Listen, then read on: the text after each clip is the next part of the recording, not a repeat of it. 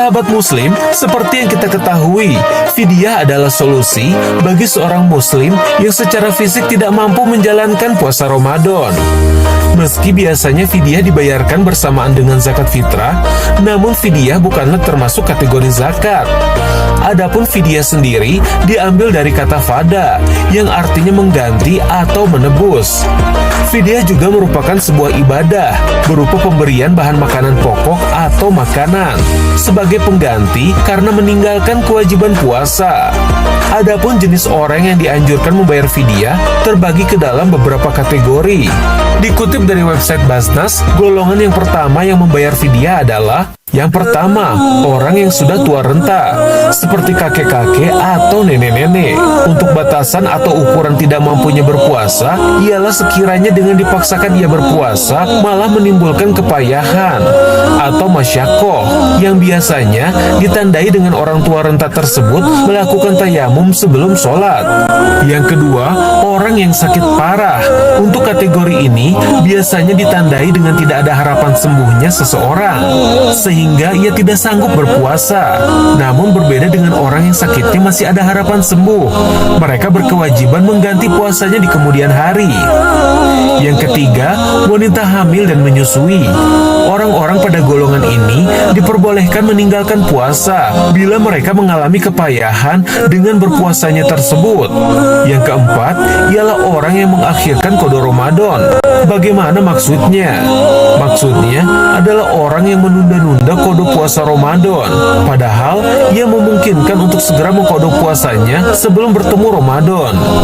Dalam hal ini, maka orang tersebut berdosa dan wajib membayar fidyah, yakni sebanyak 1 mud makanan pokok untuk per hari puasa yang ditinggalkan. Fidyah ini diwajibkan sebagai ganjaran atas keterlambatannya mengqada puasa Ramadan. Dan yang terakhir adalah orang yang sudah meninggal. Wah, kok bisa ya orang yang sudah meninggal membayar fidyah?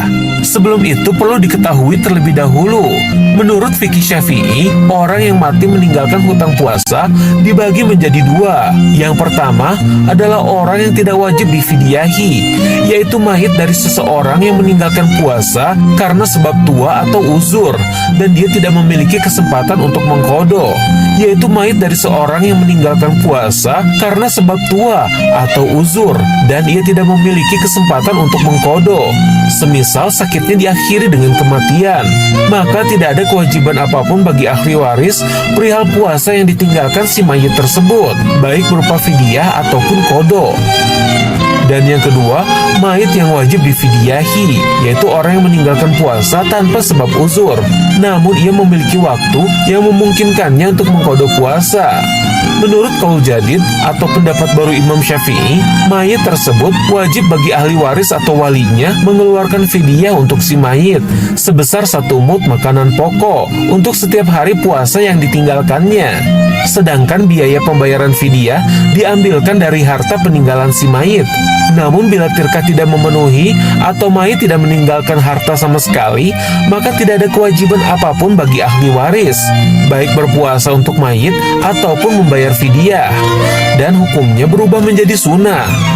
Untuk lebih jelasnya, mari kita simak pemaparan berikut ini. Bismillah, wassalatu wassalamu rasulillah wa ala alihi wa ba'du. Salam yang terbaik, salam para malaikat kepada para calon penghuni surga. Assalamualaikum warahmatullahi wabarakatuh.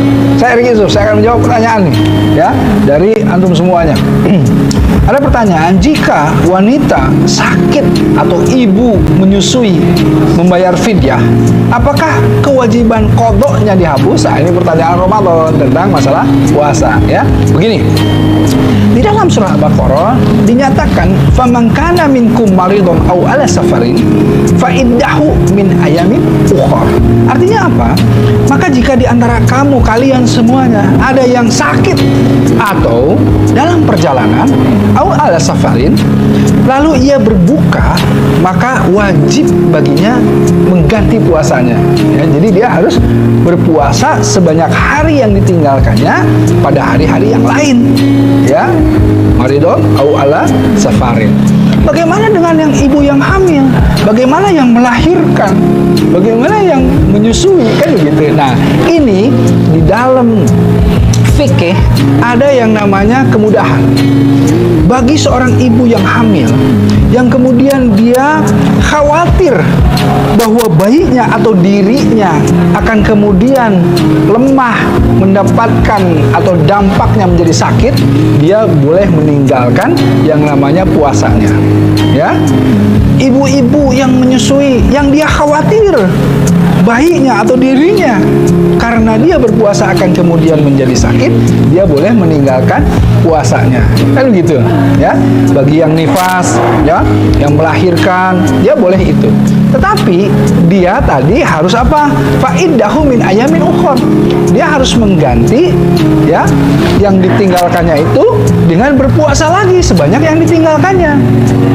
Tetapi jika seandainya ketika dia pada saat seharusnya membayar tapi dia belum mampu karena dia lemah atau dia sakit, ya, atau dia juga masih menyusui karena menyusui itu waktu yang panjang, hamil juga waktu yang panjang, inilah yang kemudian mendapatkan rukhsah, dia bisa memberikan yang namanya fidyah.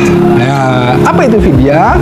Fidyah itu wa alal ladzina yutiqunahu fidyatun ta'amu miskin. Ya, jadi dan wajib bagi orang-orang yang berat menjalankannya, kan tadi itu, jika mereka tidak berpuasa, membayar diyah, yaitu membayar makan satu orang miskin. Ya, nah fikihnya satu orang miskin itu dikasih makan satu hari. Satu hari itu artinya pagi, siang, sore atau pagi, siang, malam, ya gitu. Berapa biayanya? Ya diserahkan sebanyak, kalau kita makan berapa sekali makan, misalnya gitu ya. Kalau sekali makan 20.000 ya dikalikan saja dengan 3 kali makan, ya. Nah inilah fidyah. Tetapi dengan catatan apa? Tadi dia harus mengganti dengan berpuasa lagi. Tetapi jika dia berat, ya, dia lemah, insya Allah dia bisa menggantinya dengan fidyah, ya. Wallahu a'lam bishawab. Assalamualaikum warahmatullahi wabarakatuh.